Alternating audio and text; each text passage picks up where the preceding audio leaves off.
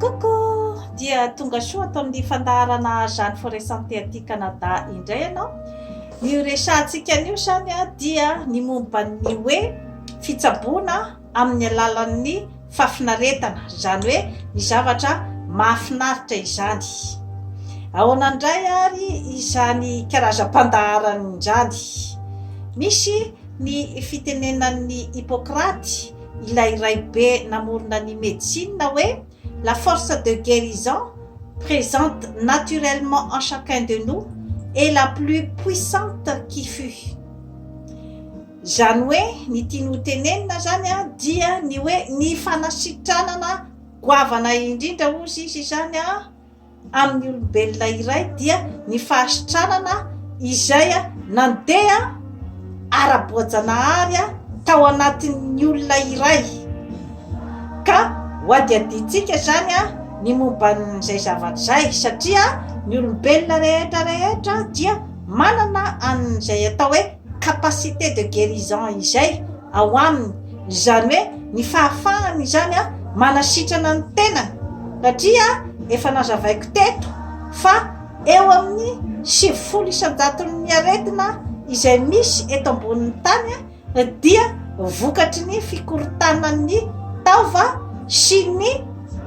fikorontanana ny zavatra rehetra manodidina antsika olombelona, ka miteraka ny fikorontanan-tsaina ary dia mandravarava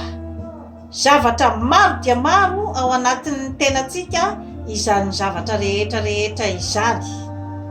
Ka ny hoady aditsika eto zany dia ny hoe fahasitranana amin'ny alalan'ny fahafinaretana. Inona sinona daholo moa zany ireo karazana hoe fahafinaretana izay misy amin'ny olombelona zany eto ambonin'ny tany. Efa nazavaiko teto ny ataontsika hoe thérapie de la musique, izany hoe ny fahasitranana amin'ny alalan'ny mozika izany. Ny olombelona zany dia manana ny atao hoe karazana fitadiavana ao anaty ao zany an'izay karazana fahafinaretana izay, ka ny mozika zany dia manome karazana fanitikitiana ny hormone ao anatin'ny saitsika olombelona ao zany izay atao hoe hormone du bonheur na ny sérotonine zany, ka rehefa voakitikitiky ny fihainona ny mozika zany io hormone io dia mamokatra sérotonine maromaro, ary dia izay no mahatonga ny olona iray zany ho falifaly rehefa mandreny mozika, ka mety manasitrana zavatra maro zany ny fihainona ny mozika matetitetika. Eo ihany koa zany ny fahafinaretan'ny maso, ny fijerevana zavatra mahafinaritra, ny voninkazo mahafinaritra, ny zaridaina mahafinaritra, ny olona mahafinaritra, izany zavatra rehetra izany, ny trano, ny zavatra rehetra manodidina antsika izay hoe mampisy ny fahafinaretan'ny maso zany dia manampy daholo zany amin'izay ataontsika hoe fitsaboana amin'ny alalan'ny fahafinaretan'izay. Ka matetika zany hoe raha ohatra misy olona zay ataontsika hoe soresorena ohatra izy, misy zavatra manahirana ny sainy, dia manana karazana réflexe izy zany hoe andeha hivoaka ny trano, dia mitady toerana izay mahafinafinaritra azy, matetika any amina zaridaina tsara tarehy na toerana izay misy karazana voninkazo sy karazana zavamaniry mahafinaritra, izay no andehanany andeha hipetrapetrahana, zany hoe réflexe naturel zay, izany hoe azo lazaina zany hoe ao anatin'ny ataontsika hoe thérapie fitsaboana amin'ny fitadiavana zavatra mahafinaritra. Eo ihany koa zany ny orontsika olombelona izay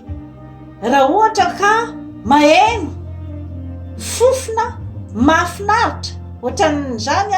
ny fofom-boninkazo ohatra, ny fofon'ny voankazo, ny fofon'ny sakafo, ny fofon'ny ranomanitra, ny huile essentielle, zany zavatra rehetrarehetra zany dia karazany mamoa foa, ny karazana fafinaretana zany ao amintsika. Ary dia zala amin'izay nazavaiko teo zay ihany hoe manetsiketsika ny hormone du bonheur na ny sérotonine ao anatin'ny cerveau-ntsika olombelona, dia miteraka afalifaliana amin'ilay karazan'olona izany zavatra rehetrarehetra izany. Ao ihany koa ny toucher, ny zany hoe ny fitsapana amin'ny tenantsika olombelona izany. Ka raha ohatra ka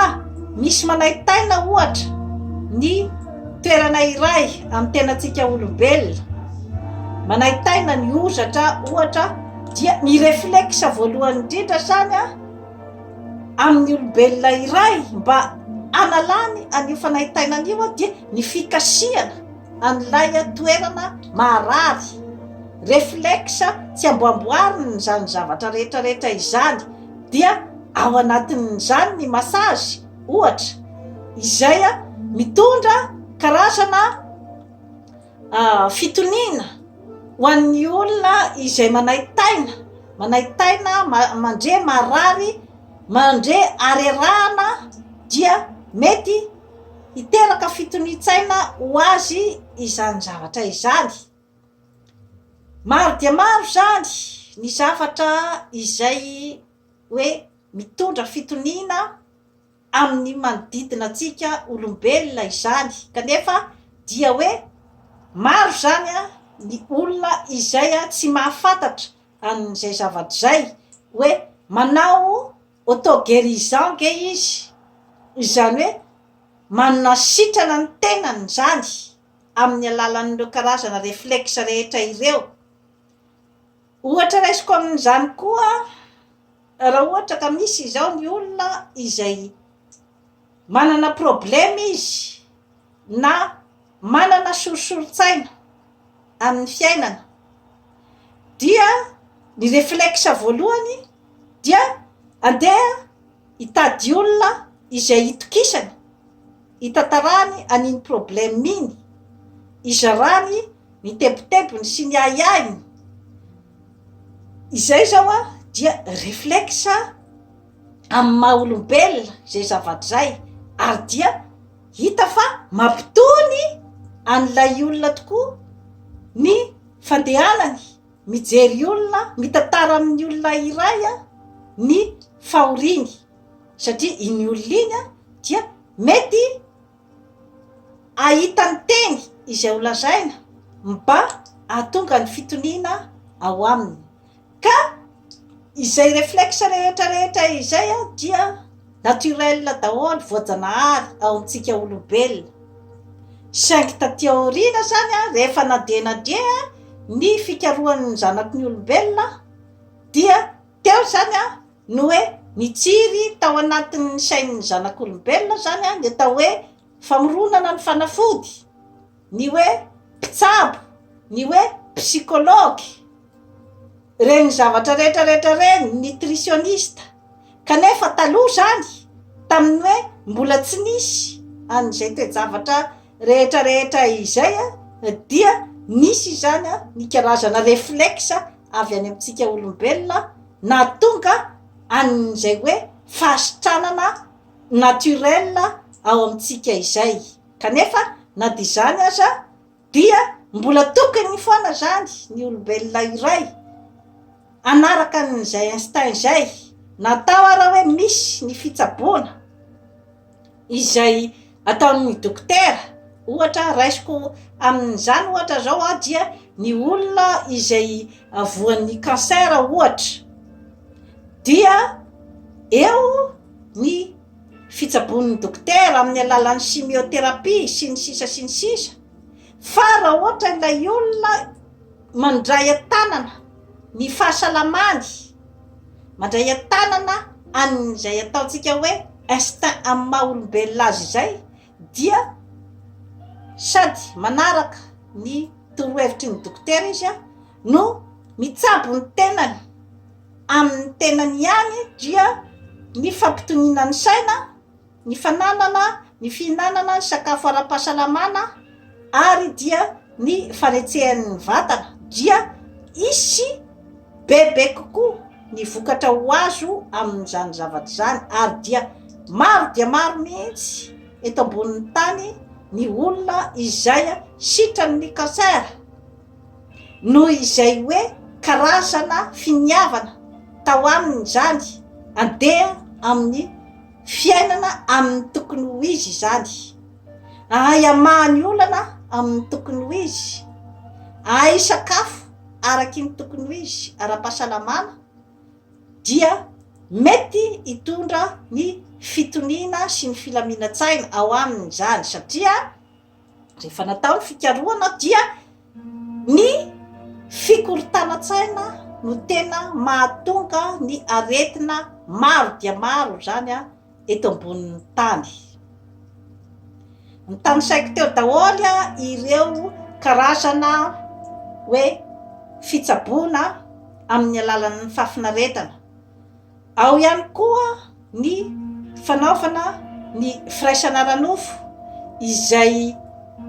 voalaza ao anatin'ny fikarohana koa zany fa mitondra ihany koa ny atao hoe fitonian-tsaina amin'ny olombelona iray satria dia mety manala ny karazana tension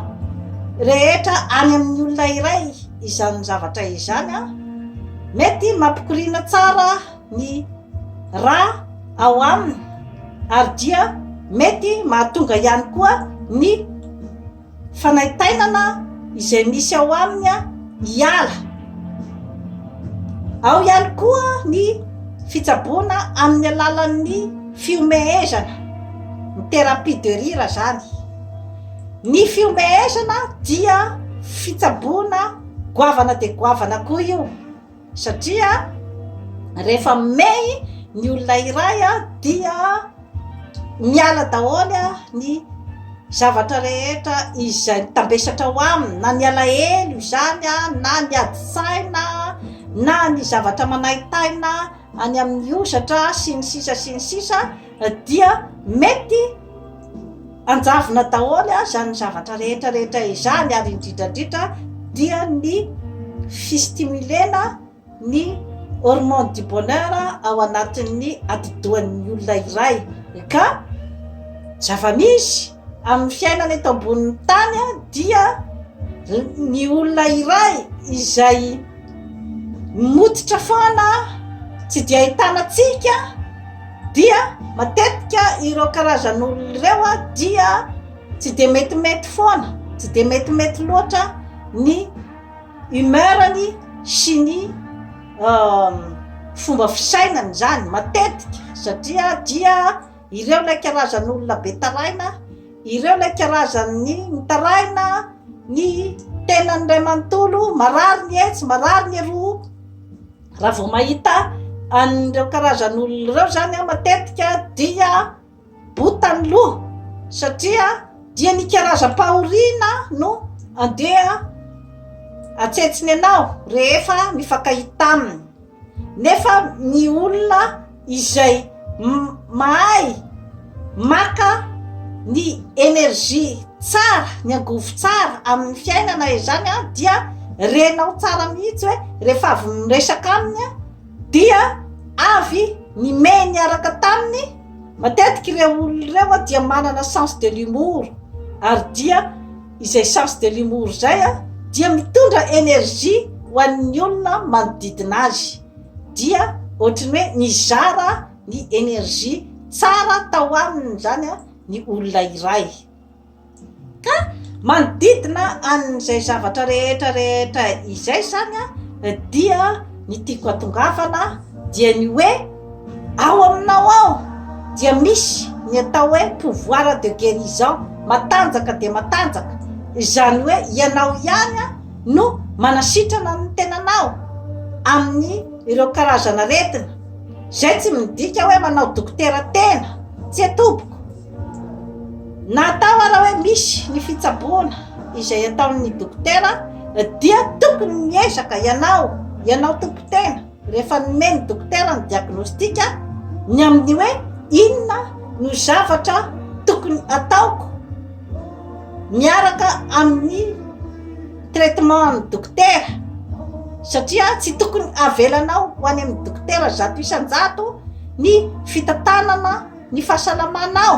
fa ianao tompotena no 24 heures sur 24 miaraka amin'ny aretinao eo ka dia maka information maromaro ohatran'izao information omeko matetika eto amin'ny Jeanne Forêt Santé izao fa hanampy ny fiainanao